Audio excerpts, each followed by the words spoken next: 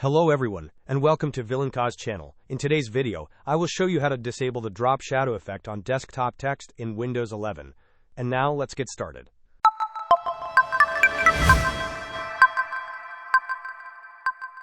To begin, we need to access the performance options in Windows 11. Start by using the Windows search bar and typing Performance. You will see an option that says Adjust Appearance and Performance of Windows.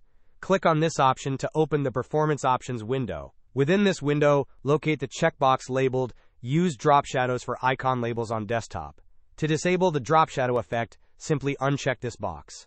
After unchecking the box, click on the Apply button to save your changes, and then click on OK to close the window. Hope this was helpful. Don't forget to like and subscribe if you enjoyed. As always, thanks for watching, and I will see you in the next video.